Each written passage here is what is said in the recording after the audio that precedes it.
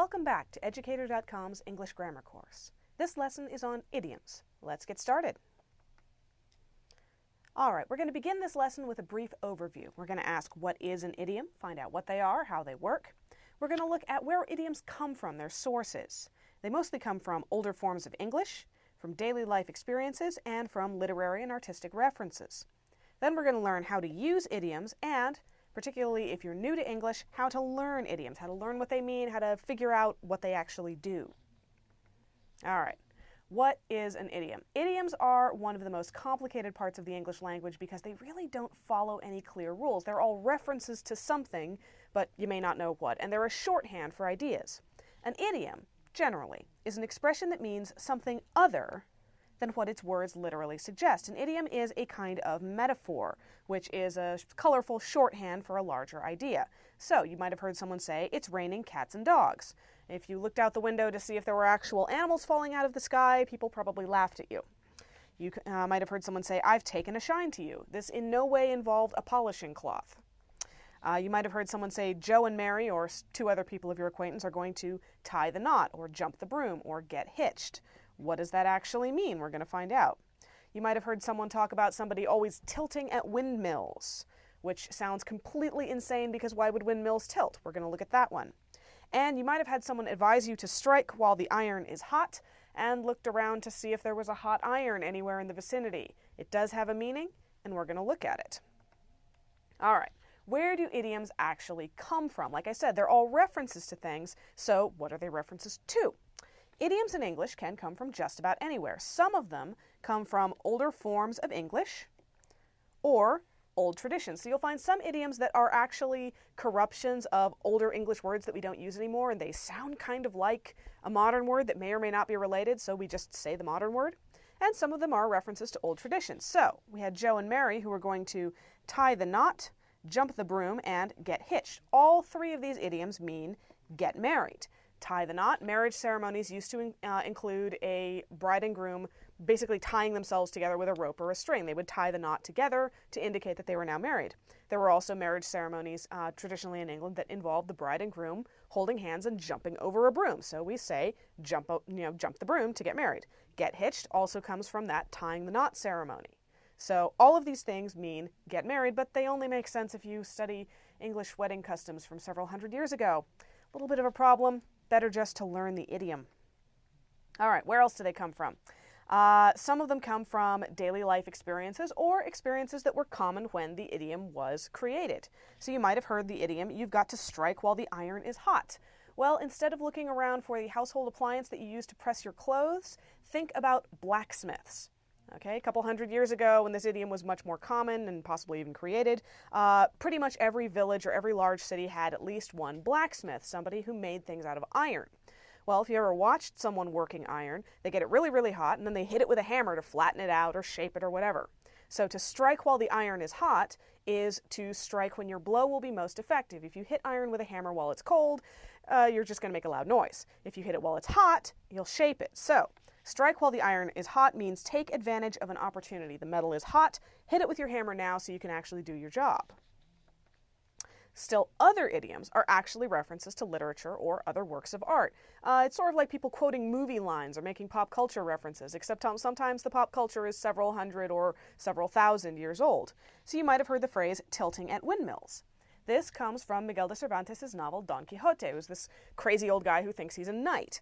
And Don Quixote, goes out on his, noble charger, Rocinante, and he has his lance, and he sees a bunch of windmills, and he mistakes them for giants. And so he sets his lance and he tilts, an old word for charging or jousting with a lance on a horse.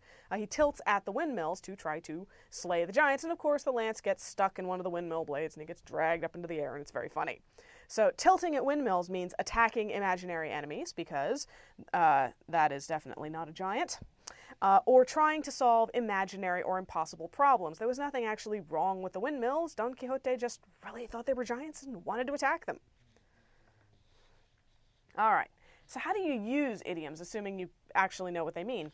You use them to express your ideas more clearly and colorfully, or to associate your ideas with a larger body of thought. Idioms work by association, especially those that are literary or artistic references. So, when someone says, it's raining cats and dogs, it means it's raining very hard, okay? It's a more colorful way of saying it's raining really hard. If someone says, I've taken a shine to you, it doesn't mean they polished you, it means I liked you immediately. It's shorter and more colorful. All right. You can even make up your own idioms, assuming they're relatively clear. So you could say that idea is a home run. From baseball, of course, a home run, the ball gets hit way out. Everybody who's on a base gets to run, go home and score. So it's a big success. So you would say an idea is a home run to mean that idea is a big success. You can come up with your own idioms as long as you don't mind explaining them the first couple of times you use them. All right. So how do you learn idioms? If you don't know them already. Most native English speakers grow up learning a lot of them from at least their local area. How do you learn the ones you don't know?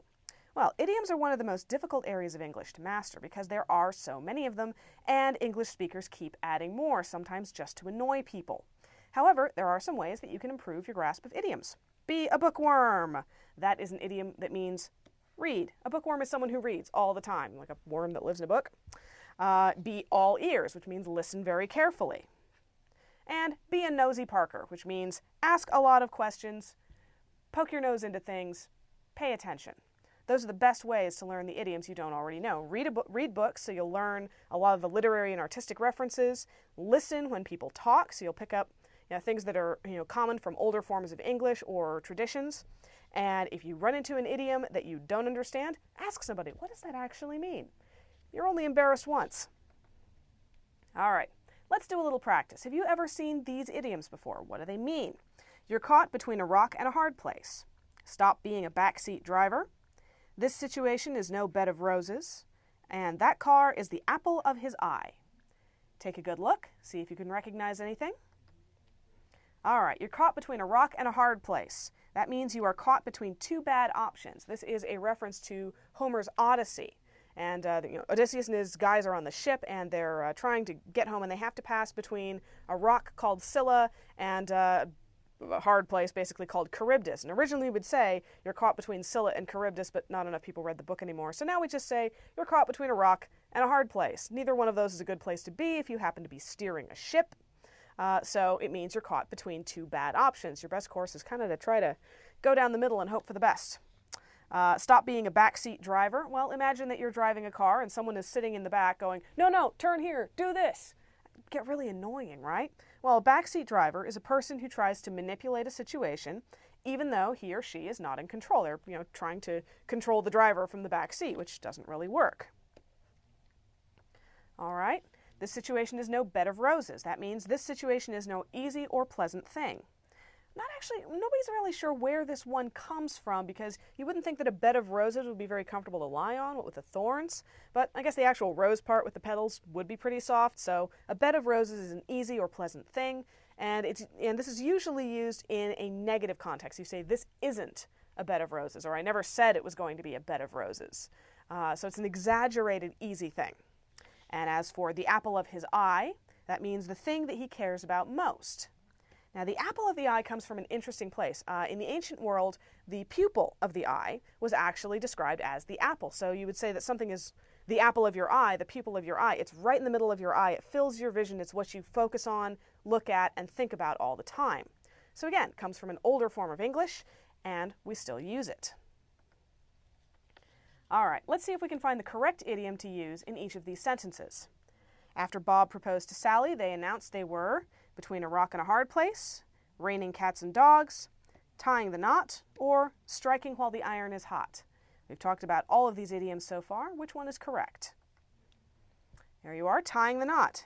Our clue here was proposed, which in idiomatic English means proposed marriage. So they're going to get married. The only idiom on the list that means get married is tie the knot. Okay. My brother is always telling me how to do things, even though I don't want his advice. He's such a or an backseat driver, fair weather friend, apple of my eye, or bean counter. Take a good look. And the answer is backseat driver. If he's always telling you how to do things, even though you don't want his advice and he has no control over the situation, he's a backseat driver. He's the guy yelling directions from the back seat. A fair weather friend is a person who's only your friend or only on your side when it's favorable. Apple of your eye, of course, we went over. And a bean counter is somebody who is obsessed with the numbers and the data of something and really detail-oriented to the extent that they don't actually look at the larger situation. All right, one last practice example.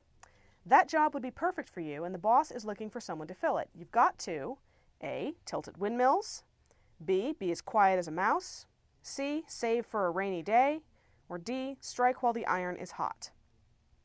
Take a good look. And the answer is strike while the iron is hot. Remember that blacksmith with his hot iron and he's hitting it with a hammer because now is the time to shape the iron? Well, if the job is perfect for you and the boss is right now looking for someone to fill it, this is an opportunity. You've got to take advantage of the opportunity. Tilting at windmills would imply that whatever you're trying to do is a little bit crazy. Being as quiet as a mouse, well, if you want that job, being quiet probably won't help you. And saving for a rainy day refers to putting money or resources aside in case of an emergency. Totally irrelevant to this. So as you can see, idioms are mostly a matter of practice, listening, and getting to know the culture in which you're speaking English. The more you read, the more you listen, and the more you ask, the better you'll be at understanding them and using them. And that's all for this lesson. Thank you for watching. Educator.com.